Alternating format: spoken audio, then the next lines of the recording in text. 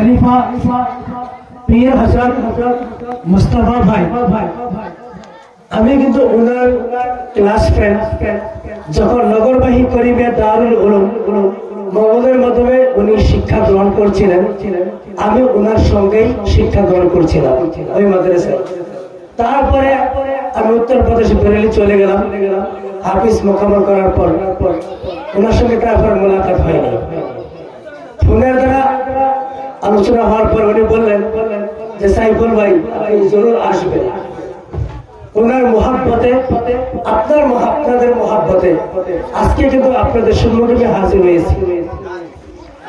আমারও মাদ্রাসা আছে, গুলশানে মুর্শিদপুরি সুন্নিয়া আলিয়া মাদ্রাসা, লাহোরি ঘাট ডিঙ্গারাটির ভিতরে এই বছর প্রথম খোলা হয়েছে।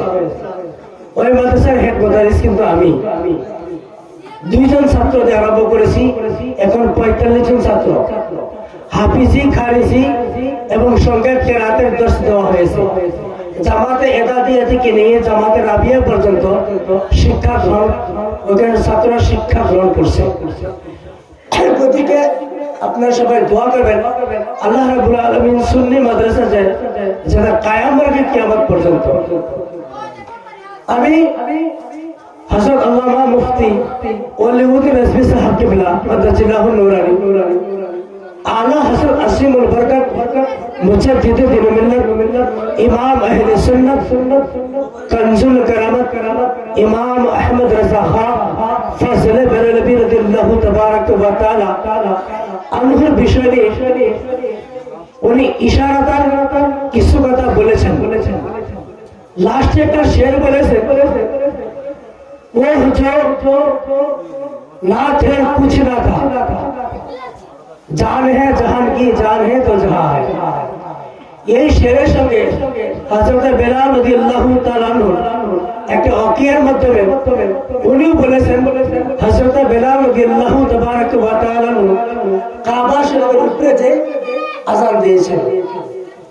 এই বিষয়ে আলা হযরত আসিমুল বরকত মুজাদ্দিদ দীন মিল্লাত ইমাম আহলে সুন্নাত ইমাম ইশকে মুহাব্বত कंजुल करामत इमाम अहमद रजा खान फजल बरेलवी রাদিয়াল্লাহু তাবারাক ওয়া তাআলা তিনি ইরশাদ করেছেন, हाजियो और शाहिन शाह का रोजा देखो, हाजियो और शाहिन शाह का रोजा देखो, काबा तो देख चुके हैं काबे का काबा देखो, काबा तो देख चुके काबे का काबा देखो। हुजूर आला हजरत असीमुल बरकत मुजद्दिद दीन मिल्लत তিনি বলতেছেন, হুজুর সরওয়ার কায়নাত রাসূল আরবি হযরত বেলাল রাদিয়াল্লাহু তাআলা কে বলতেছেন, হে বেলাল তোমাকে আযান দেওয়ার জন্য আমি তোমাকে রিকোয়েস্ট করেছি, তুমি আযান দাও। তখন হযরত বেলাল নবীকে জিজ্ঞাসা করলেন, ইয়া রাসূলুল্লাহ আমি যে আযান দেব আল্লাহর কাবা শরীফ আল্লাহর ঘর তার উপরে চলে আসছি, তার বিয়াদবি হবে, তার জন্য আমি আপনাকে জিজ্ঞাসা করছি। হযরত হুজুর সরওয়ার কায়নাত বলছেন, হাজি আউশান শাহ কা রোজা দেখো। হে বেলাল এই যে রোজা কাবা শরীফ তুমি কোনদিন দেখো নাই, এই কাবা বানানোর আগেই আল্লাহ রাব্বুল আলামিন তোমার নবী কাবাকে বানিয়ে ফেলেছেন। বলেন সুবহানাল্লাহ। প্রত্যেকটা বস্তুর প্রত্যেকটা কিন্তু আছে। আমি বলেছি যালিকাল কিতাবু লা রাইবা ফীহ, ये वो किताब है जिसमें कोई शक व शुबा नहीं। এইটা ওই কিতাব যার ভিতরে নাকি কোনো সন্দেহ নাই। हुदल लिल मुत्ताकीन, मुत्ताकीन के लिए हिदायत है किताब। अल्लाह तबारक व तआला से किताब, ये किताब मुत्ताकीনের জন্য হিদায়াত। আমরা হিন্দি বা উর্দু ভাষা বুঝতে পারি না, তার জন্য আমাদের বোঝার অসুবিধা হয়ে যায়।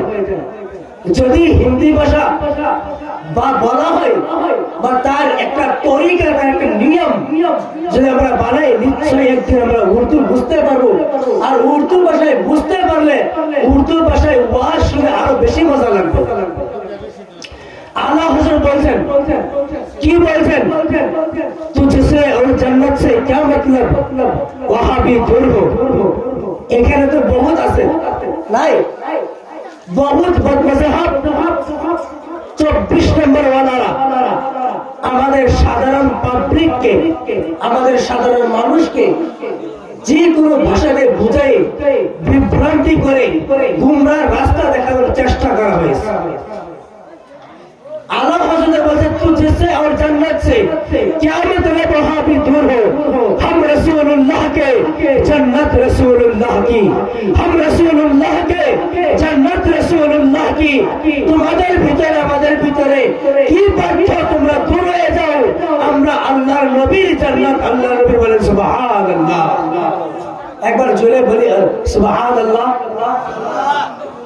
বুখারী শরীফ 1 নম্বর খণ্ড হাদিসের মধ্যে আছে কি যদি কোনো বলে একবার সুবহানাল্লাহ বলে, একবার মাশাআল্লাহ বলে, একবার আলহামদুলিল্লাহ বলে, ওইজন ব্যক্তির নামে আল্লাহ রাব্বুল আলামিন জান্নাতের মধ্যে গাছ লাগায়, খেজুরের গাছ।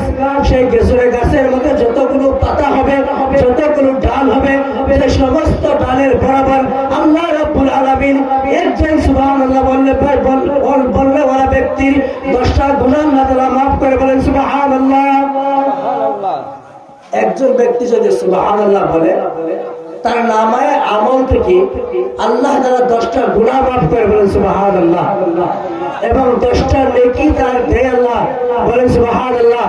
এবং তার 10টা দরওয়াজা আল্লাহ তাআলা পূরণ করে। সুবহানাল্লাহ। আমরা সুবহানাল্লাহ বলার বহুত কমজোর। আল্লাহর ইবাদতের ভিতরে আমরা কিন্তু বহুত কমজোর। ভাই আমাদেরকে কবরে যেতে হবে, নিজের আমল ঠিক করতে হবে। যদি নিজের আমল ঠিক না থাকে, যদি নিজের আমলে সালিহা না থাকে, নিজের ভিতরে নামাজ না থাকে, যদি রোজা না থাকে, হজ না থাকে, যাকাত না থাকে, তাহলে কাল কিয়ামতের দিন কিন্তু আমরাই ধরা পড়ব। আল্লাহকে আমরা মুখ দেখাতে হবে। আল্লাহকে মুখ কি হিসেবে দেখাবো?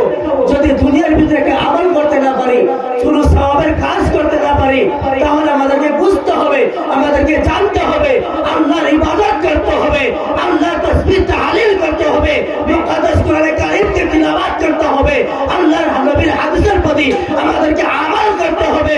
যদি নবীর মুহাব্বত নিয়ে আল্লাহর ইবাদত করে যদি জানতে পারি, আমি গ্যারান্টি দিয়ে কথা বলতে পারি যে একজন বান্দা আল্লাহ রাব্বুল আলামিনের ইবাদত করে নবীর মুহাব্বত করে যদি যেতে পারে, ওইজন ব্যক্তি কামিয়াবির দরজা আল্লাহ রাব্বুল আলামিন আতা করে। সুবহানাল্লাহ। পারবে না? নিশ্চয় পারবে। যদি আপনার ভিতরে নবীর মুহাব্বত থাকে, আল্লাহর ভয় থাকে।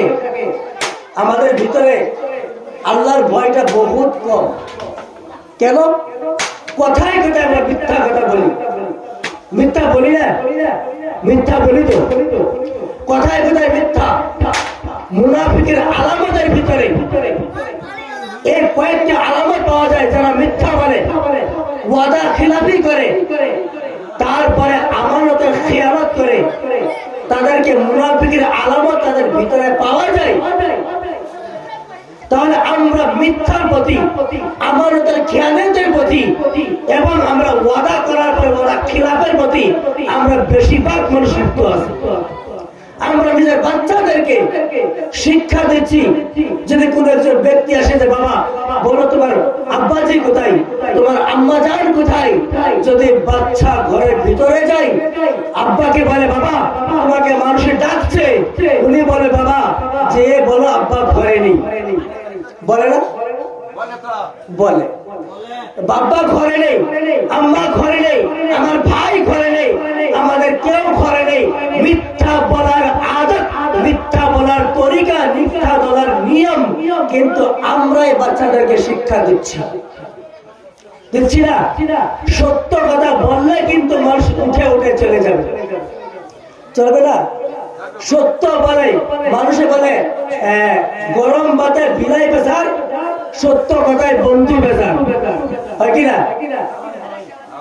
যখন বিড়ালকে আপনি গরম ভাত দিবেন, বিড়ালে কিন্তু খাবে না, রাগ হবে। যখন আপনি সত্য কথা বলবেন, তখন কিন্তু ভালো ভালো বন্ধু আপনাকে নারাজ হবে। ভাই আমরা নিজের বাচ্চাদেরকে মিথ্যা শিক্ষা দিচ্ছি। আমরা সত্য ইসলামকে বাচ্চাদেরকে শিক্ষা দেই নাই। আমি আসার পরে এখানে একটা দেখছিলাম মাদ্রাসা, মৌলানা আশরাফ এবং মৌলানা আতিকুল ইসলাম ইনারা কিন্তু সরজমিনে বেরেলি শরীফ, দারুল উলুম মাজহার ইসলাম, বিবিজি কি মসজিদ এবং দারুল উলুম মাজহার ইসলাম সিটি বেরেলি শরীফ, ওই মাদ্রাসা দ্বারা শিক্ষা গ্রহণ করেছে। তখন আমিও কিন্তু ওই জায়গায় ছিলাম, ওনারা আমার ভালো করেছিলেন। আমি কিন্তু ওই জায়গায় পড়ার পর 2 বছর ইউপি মাদ্রাসায় পড়াচ্ছি, 2 বছর শিক্ষা দিয়েছি ছাত্রদেরকে। পাস করার পর আমাকে মোকা দিয়েছে যে আপনি এখানে পড়ান, কিন্তু নিজের তারিফ নিজে করা লাগে না। কেন জানেন? নিজেকে নিজে তারিফ করে নিজেকে বিয়াকুব বলে ভাবা যায়। কিন্তু এটা আপনাদের জন্য, আমাদের জন্য, সুন্নি আলিমদের জন্য একটা গৌরব। গৌরব না? গৌরব। আজকে আপনার সন্তান বা আমার সন্তান, যে কোনো ভাইয়ের সন্তান যদি ইউপি উত্তর প্রদেশে যায়, যদি নগরবাহী মাদ্রাসায় যায়, যদি দারুল উলুম আহলে সুন্নাত বনিয়া মাদ্রাসার মাধ্যমে যায়, ভুলজানে মুর্শিদপুরি মাদ্রাসায় যায়, আপনাদের এই মাদ্রাসায় যদি পড়ে, আমাদের আহলে সুন্নাতের যদি আলিম হয়, আমাদের গৌরব। কি আমাদের গৌরব? আমাদের একজন একজন আলিমের ওসিলাতে, একজন একজন হুফাজের ওসিলাতে, একজন একজন মুফতির ওসিলাতে আমরা হাজার হাজার মানুষকে সুন্নিয়তের দাওয়াত দিতে পারবো, তাদেরকে সুন্নিয়তের মাসলাক বলতে পারবো। যদি আমাদের আলিমের জন্য আমরা মাসলাক ফেরাতে পারি, সুন্নিয়ত ফেরাতে পারি, মাযহাবকে আমরা রদ করতে পারি, আহলে সুন্নাতের খিদমত করতে পারি, তাহলে আমাদের আহলে সুন্নাতের কামিয়াবি হবে, আমরা নাকাম হবে। নিশ্চয় কামিয়াবি হবে। হুজুর গৌসে পাক রাদিয়াল্লাহু তাবারাক ওয়া তাআলা আনহু বলেন, হাযা কদমি আলা রাকাবাতিন আউলিয়াল্লাহ, প্রত্যেক আউলিয়ার কাঁধের মধ্যে আমি গৌসে পাকের কদম মুবারক থাকবে। বলেন সুবহানাল্লাহ। ওই আলা হযরত জিলার বিষয় নিয়ে মুফতি ওয়ালিউদ্দিন রিজভী সাহেব আপনাদের সম্মুখে বয়ান তুলে ধরেছেন। হুজুর খাজা গরিবে নওয়াজ রাদিয়াল্লাহু তাবারাক ওয়া তাআলা আনহু ওনার যেখানে হাকিকতান আমল হিফাজত করেছেন ইমাম আহলে সুন্নাত আলা হযরত ইমাম আহমদ রিজা। যখন পুরো দুনিয়ার মাধ্যমে ইসলামের মাধ্যমে মানুষকে ইসলামের দাওয়াত দিচ্ছেন খাজা গরিবে নওয়াজ রাদিয়াল্লাহু তাআলা আনহু, আর পুরো দুনিয়ার ভিতরে আহলে সুন্নাত ওয়াল জামাতের আকীদা হিফাজত করেছেন ইমাম আহলে সুন্নাত ইশকে মুহাব্বত ফজল কারামত ইমাম আহমদ রিজা ফজলে বেরেলভী রাদিয়াল্লাহু তাবারাক ওয়া তাআলা আনহু ইরশাদ করেছেন, तुझसे और जन्नत से क्या मतलब, वहाबी दूर हो, हम रसूलुल्लाह के जन्नत रसूलुल्लाह की। बोल सुभान अल्लाह। ইমাম আহমদ রিজা ফজলে বেরেলভী প্রায় 1500 কিতাবের মুসান্নিফ, 1500 কিতাবের মুসান্নিফ। এই স্টেজের নিচ থেকে নিয়ে এত এত উঁচা একটা কিতাব, যে কিতাবের নাম আল আদাবুন নববিয়্যা ফিল ফাতাওয়া রাসবিয়্যা, পুরো 30 খণ্ডের ভিতরে আমার কাছে মজুদ আছে। ইমাম আহলে সুন্নাতের কিতাব যখন মুতালা করা যায়, ওনার মালফুজাত যখন মুতালা করা যায়, ওনার সাবাইলে আলা হযরত যখন মুতালা করা যায়, হায়াতে আলা হযরত যখন মুতালা করা যায়, কিতাবগুলো যদি পড়া যায়, একমাত্র নবীর মুহাব্বতের গ্রাম আসে, তার বাইরে অন্য কিচ্ছু আসে না। এবং উলামায়ে দেওবন্দের বহুত বড় বড় আলেমরা ইমাম আহলে সুন্নাতের কিতাব ফাতাওয়া রাসবিয়্যা পড়ে, আর তারা বলে, এই তোমাদেরকে আমি বলবো যে তোমরা আলা হযরতের বদনাম করার আগে তোমরা তার কিতাবকে ভালো করে পড়ো, তার কিতাবকে ভালো করে রিসার্চ করো। আমি পুরো বলেছি আলা হযরতের কিতাবের ভিতরে একটা জের, একটা জবর, একটা নুক্তার কোনো ভুল নাই। আর তোমরা কেন তার কিতাব না পড়ে কেন বদনাম করছো? কেন? উলামায়ে দেওবন্দ আলা হযরতের কিতাবকে তাসলিম করে, ওনাকে মানে, তার প্রতি আমল করার চেষ্টা করে। কিন্তু আমরা কলিমুদ্দিন, রহিমউদ্দিন, সলিমউদ্দিন হয়ে আলা হযরতের অ্যাটাক করে কথা বলি। ওই আলা হযরত যিনি 8 ঘন্টায় একটা কিতাব লিখেছেন, যে কিতাবের নাম হলো আদ-দাওলাতুল মাক্কিয়্যা উলুমে মুস্তাফা, যে কিতাব আলা হযরতে জেলের মধ্যে বসে 2 হাতে কিতাব লিখেছে, 2 হাতে। আমরা তো 22 হাতে নাম লেখায় অসুবিধা হয়, বাই হাতে নাম লিখতে পারি না, একটা সাইন করতে পারি না, খালি টিপ মারি। ওই আলা হযরতে 2 হাতে কিতাব লিখেছে 8 ঘন্টার ভিতরে, কিন্তু ওনার কাছে কোনো কলম নাই, কোনো কাগজ নাই, কোনো খাতা নাই। আল্লাহ রাব্বুল আলামিনে গায়েবী মদত করেছেন, আলা হযরতে কিতাব লিখেছে 8 ঘন্টায়। ওই কিতাব আজকে যদি কম্পিউটারে টাইপ করা যায়, কম্পিউটারের মধ্যে লেখা যায়, তাহলে বলা হয় যে 8 ঘন্টা গেল। যদি ওই 8 ঘন্টার বদৌলতে ওই জায়গার মধ্যে আপনি 1 মাস লাগিয়ে দেন, ওই কিতাবের মুসান্নিফ ওই কিতাব মুকাম্মল লেখা হবে না। আল্লাহ হযরতে 8 ঘন্টায় কিতাব লিখেছেন। আদ-দাওলাতুল মাক্কিয়া মুফতি ওয়ালিউদ্দিন রাজভী সাহেব একটা নাম করেছেন, কাহাবে কি বদরো দুজা। মনে আছে? মনে আছে কি? কাহাবে কি বদরো দুজা, তুম পে করোড়ো দরুদ, তৈবা কে শমসো দুহা, তুম পে করোড়ো দরুদ। আলা হযরত যখন সৌদি আরবের মাধ্যমে চলে যায়, আল্লাহর নবীর মাজার শরীফের মাধ্যমে জিয়ারত করতে যায়, যাওয়ার পরে প্রথম দিন যায়, আলা হযরত নাম পড়ছে উসবে লাল জার পে প্রথম দিন আলা হযরতে নবীর মাজার শরীফ জিয়ারত করে প্রথম নাম পড়েছেন উসবে লাল জার পে। 2 নম্বর দিন আলা হযরতে লিখেছেন মুস্তাফা জান রহমত পেলা হুসালাম শামে আবাজমা হিদায়াত পেলা হুসালাম। তারপরে 3 দিনের মধ্যে আল্লাহ লিখেছে কাবে কি বদর দুজা, তুম পে করো রোজ রোজ, তৈবা কে শামসে দোহা, তুম পে করো রোজ রোজ। ওই জায়গায় একজন নস দিয়ে আল্লাহ হযরত ইমাম আহমদ রাজাকে জিজ্ঞাসা করে, ইমাম আহমদ রাজা তুমি নবীকে লাখ লাখ সালাম পেশ করছো, করোড়ো সালাম পেশ করছো, এক শব্দের ভিতরে লাখ সালাম কেমন হতে পারে? এক শব্দের ভিতরে করোড়ো সালাম কেমন হতে পারে? আল্লাহ বলছে, আল্লাহ রাব্বুল আলামিন কুরআনুল কারীমে বলেছেন আলহামদুলিল্লাহি রাব্বিল আলামিন, तमाम तारीफ अल्लाह ताला के लिए, तमाम तारीफ আল্লাহর জন্য। আল্লাহ রাব্বুল আলামিনে এক শব্দের ভিতরে যদি পুরো দুনিয়াকে নিতে পারে, तमाम আলামকে নিতে পারে, সারা জাহানকে নিতে পারে, আল্লাহ হযরত ওই সামনে আল্লাহ এক শব্দের ভিতরে নবীকে করোড়ো সালাম দিতে পারে। সুবহানাল্লাহ, করোড়ো সালাম দিতে পারে ওই আল্লাহ হযরত ইমাম আহমদ রাজা। ওনার শান মান ইজ্জত আল্লাহ রাব্বুল আলামিন নবীর সত্যে হিফাজত করেছেন।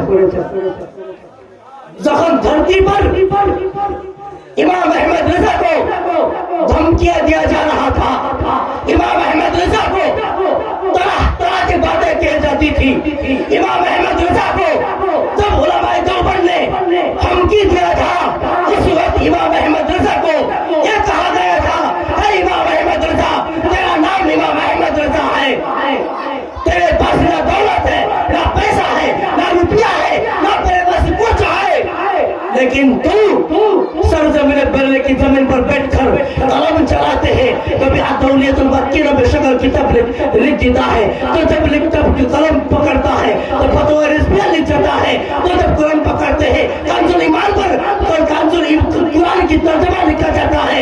इमाम अहमद रजा तुझे हम छोड़ेंगे नहीं, तुझे खत्म कर देंगे, तुझे कत्ल कर देंगे, तुझे मार देंगे।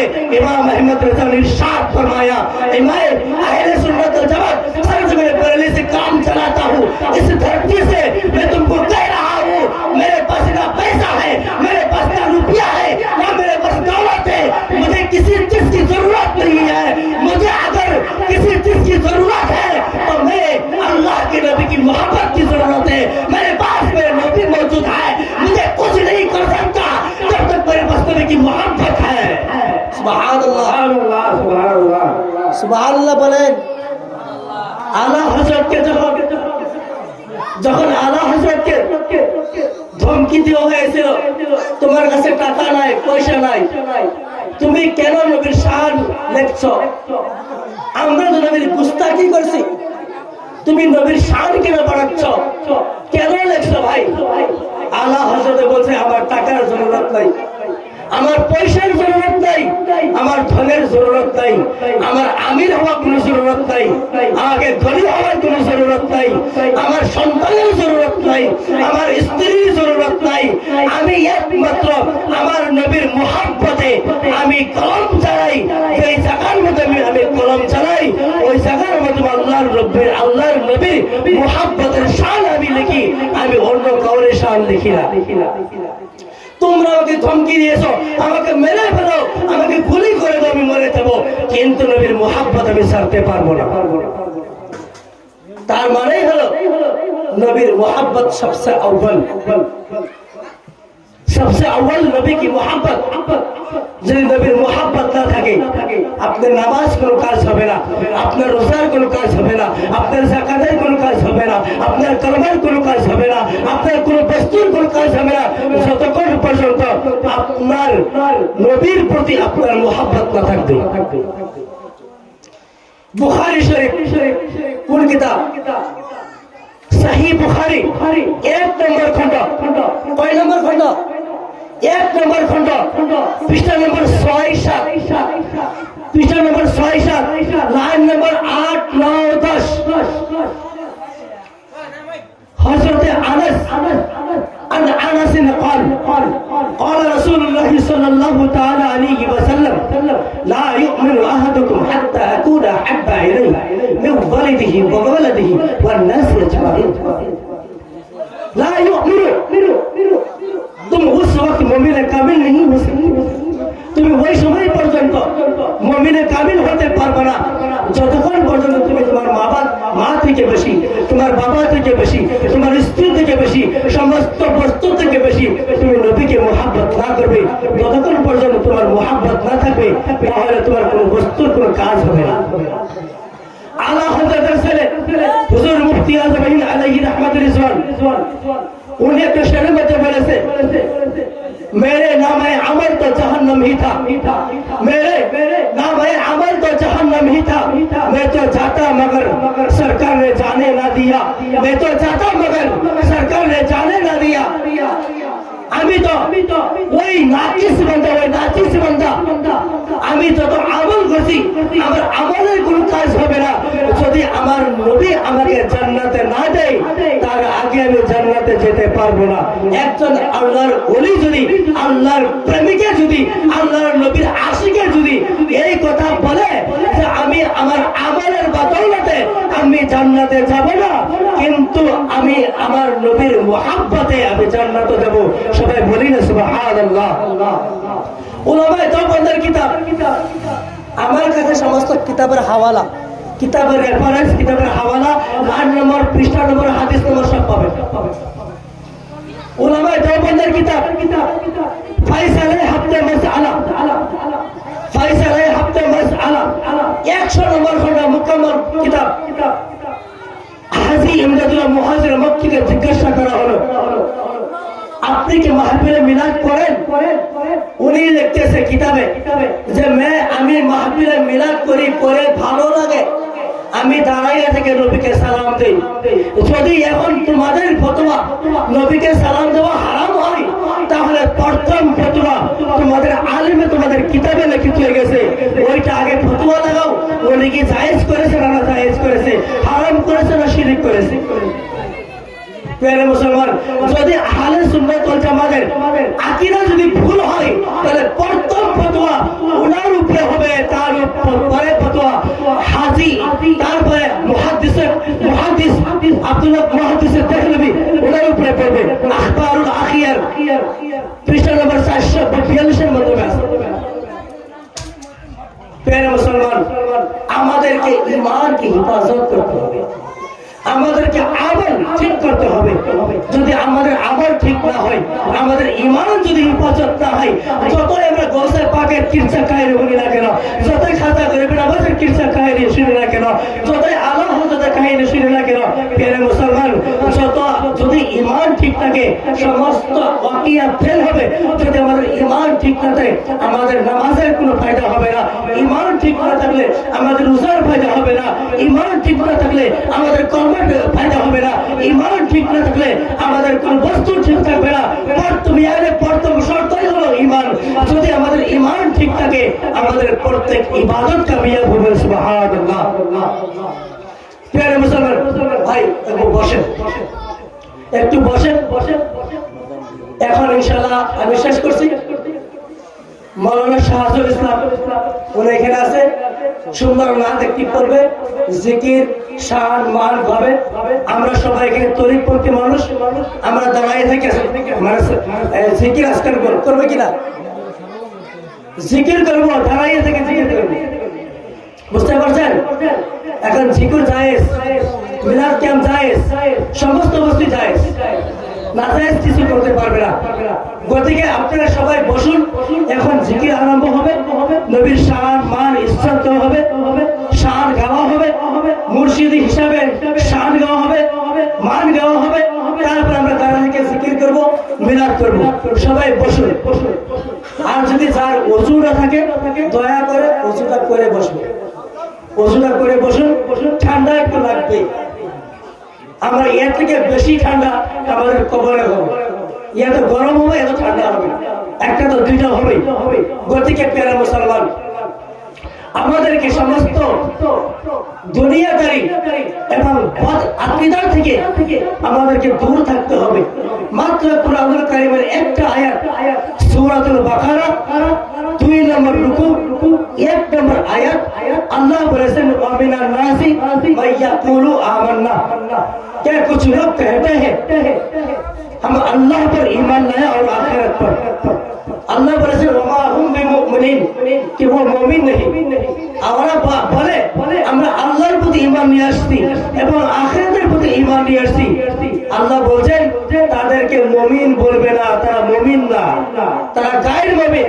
এটাই বোঝা গেল তারাই হলো বদমজহাব। হাদিস এবং কুরআন বহুত আছে, তাফসীর এবং তাশরীহ আরম্ভ করলে কিচ্ছু হবে না।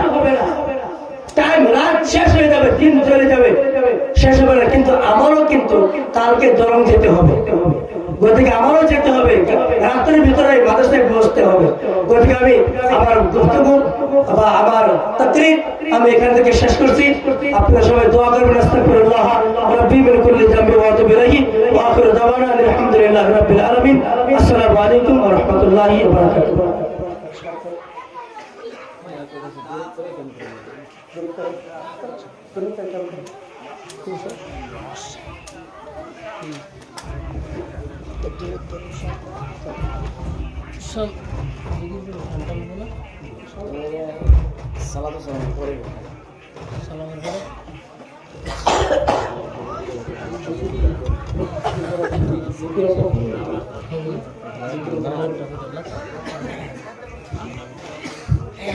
আসসালামু আলাইকুম ওয়া রাহমাতুল্লাহি ওয়া বারাকাতুহু।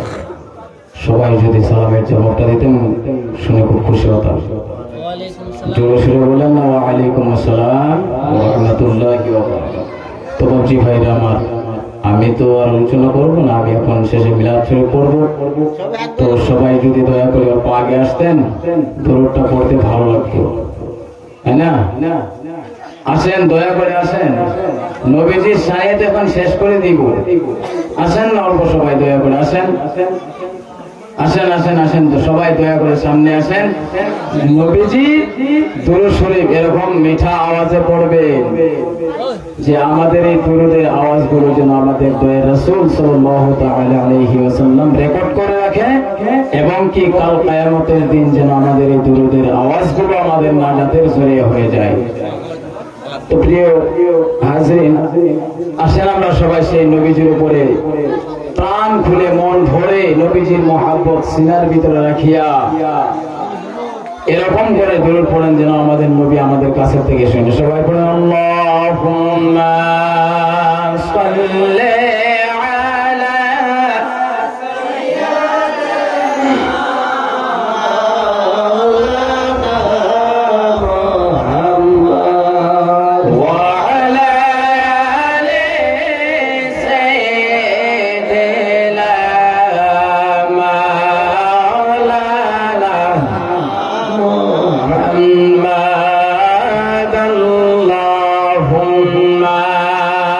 صل